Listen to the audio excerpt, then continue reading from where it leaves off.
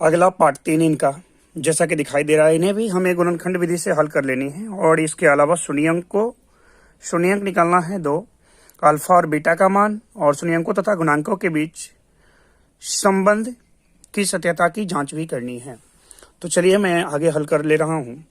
इसके लिए सबसे पहले इनको एक यहाँ मैं लिख ले रहा हूं हल, और 6x वर्ग, और ये बाद में है x वाला संख्या, इसको पहले लिख लेंगे यहाँ पे बनाते समय, ये ध्यान रखेंगे।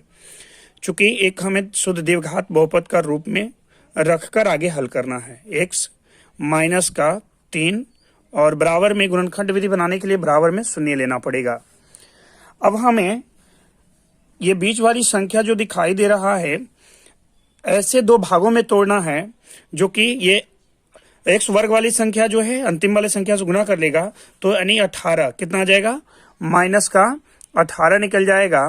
तो हमें ऐसे दो भागों में इन्हें तोड़ना है कि माइनस का 18 निकल जाए और माइनस का 7 आ जाए। ऐसे हमें दो भागों में इनको तोड़ना है। तो ऐसी दो संख्याएं यानी कहां से लाएंगे, तो ये गुना की संख्या को अभाज्य गुणनखंड करेंगे। ऐसा समझिए कि यानी ऐसा हमें दो संख्या लेना है, जिनका गुना करें तो माइनस का 18 आए, और जोड़ करें यानी योग करें, जोड़ या घटाव करें तो कितना आ जाए, माइनस का 7 आ जाए।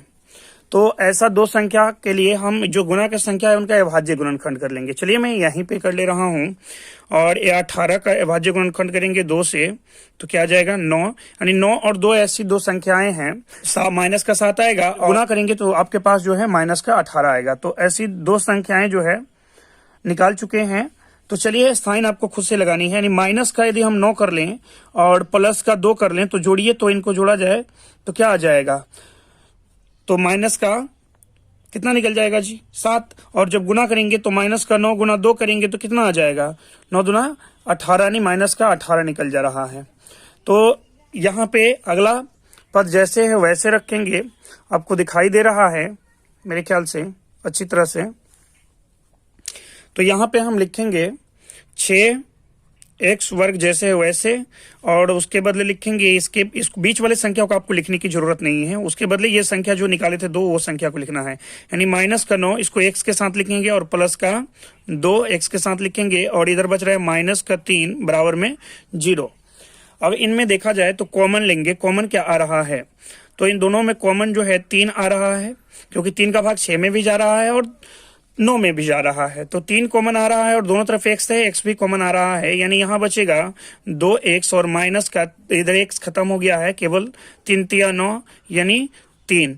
अब इन दोनों में देखेंगे क्या कॉमन निकल रहा है, कुछ भी कॉमन नहीं निकल रहा है। जब कुछ भी कॉमन नहीं निकले उस कंडीशन में आपको याद रखनी है कि एक कॉमन लीजिएगा और यहाँ वाला चिन्ह के साथ हमेशा लीजिएगा। तो प्लस का चिन्ह है तो प्लस, और कॉमन लेंगे 1, तो यहाँ बचेगा 2x माइनस का 3 और बराबर में 0। मेरे ख्याल से समझ में आ रहा है। जब आप सही से हल करेंगे तो ये दोनों कोष्टक में जो है ब्रैकेट में बराबर आएगा, तो ये दोनों को बदले एक को लिख लीजिए, कॉमन में आ जाता है 2x माइनस 3, और कोष्टक के जो बाहर है उसको एक बार लिख लीजिए। इधर है 3x प्लस 1 और बराबर में 0। अब इक्वल में 0 लगा लेंगे, दोनों की बराबर में 0 लगा लेंगे, यानी 2x माइनस 3 बराबर 0 या 3x प्लस 1 बराबर 0। अब यहां से देखा जाए तो x का जब मान निकालेंगे, यानी हम ये लिख सकते हैं 2x बराबर 3, या 3 को इधर से उठाकर इधर लाएंगे, पक्षांतर करेंगे, ये हो जाएगा 3x, और 1 को इधर से उठाकर इधर लाएंगे तो ये माइनस का 1 हो जाएगा। तो x का मान जो यहां से निकल रहा है, क्या निकल रहा है, x बराबर 3, और इसके साथ जो संख्या बटे गुना में था वो बटे में आ जाएगा, बटे में 2, या आगे जो निकलेगा x बराबर माइनस का 1 बटे में 3 आ जाएगा। तो यहां तक मेरे ख्याल से दिखाई दे रहा है। अब हम बात करेंगे कि 1 को मान लेंगे, अतः लिखेंगे अतः अल्फा, 1 को मान लेंगे अल्फा,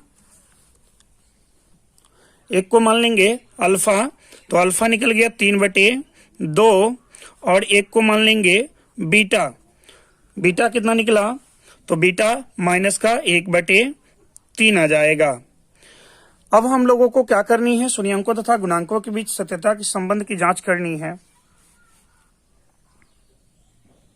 अब हम लोग को शून्यंकों तथा गुणांकों के बीच की सत्यता की जांच करनी है।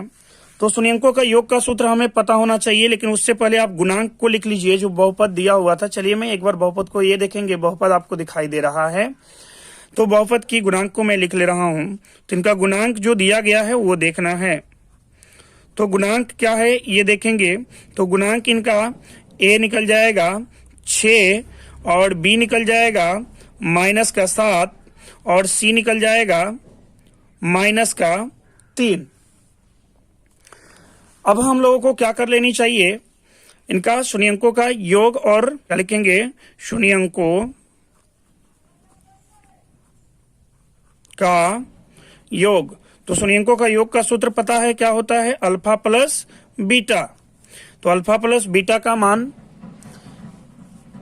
ये सूत्र की बात करें तो -b/1 के बराबर होता है। और अल्फा का मान देख ही रहे हैं कितना निकला है कि 3/2 है और बीटा का मान -1/3 है। तो यहाँ पे रखेंगे अल्फा की जगह पे 3/2 प्लस बीटा का मान रखेंगे -1/3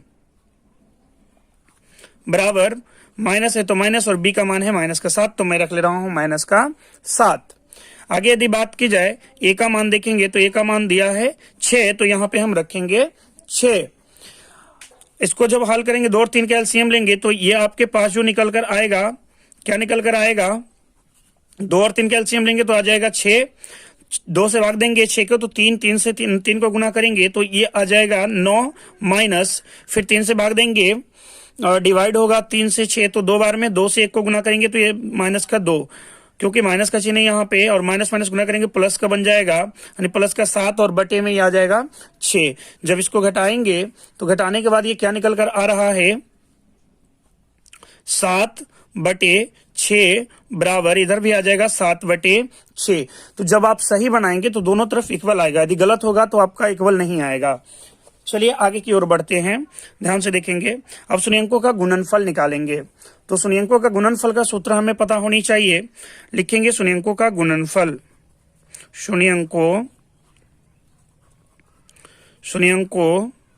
का गुणनफल, यानी शून्यंकों का गुणनफल होता है अल्फा इंटू बीटा बराबर c/a होता है। तो अल्फा का मान देखे थे अभी ही कितना आया था, तो मैं एक बार फिर से दिखा दे रहा हूं 3/2 और बीटा का मान आया था -1/3। तो मैं यहाँ पे मान डायरेक्ट रखने वाला हूं। ये आया था अल्फा का मान 3/2 और गुना में रखेंगे -1/3 बराबर सी का मान देखेंगे तो सी का मान मैं दिखा दे रहा हूं कितना आया है -3 और ए का मान आया है 6। तो यहाँ पे हम रखेंगे, ध्यान से देखेंगे, सी का मान रखेंगे -3 और ए का मान 6। 2 और 3 का गुना करेंगे तो ये आ जाएगा 6 और 1 से 3 को गुना करेंगे तो -3 और इधर भी -3/6। तो दोनों तरफ इक्वल आ गया। इस प्रकार से यह प्रश्न बन चुका और वीडियो को पॉज करके आप नोट कर सकते हैं तो या तो स्क्रीनशॉट ले सकते हैं। चलिए मैं एक बार शुरू से दिखाने का प्रयास कर रहा हूं।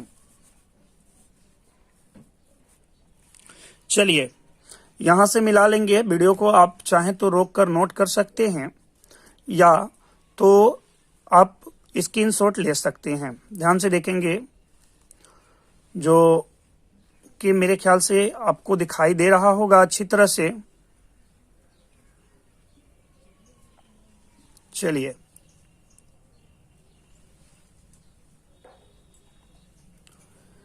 अब वीडियो को रोककर नोट भी कर सकते हैं।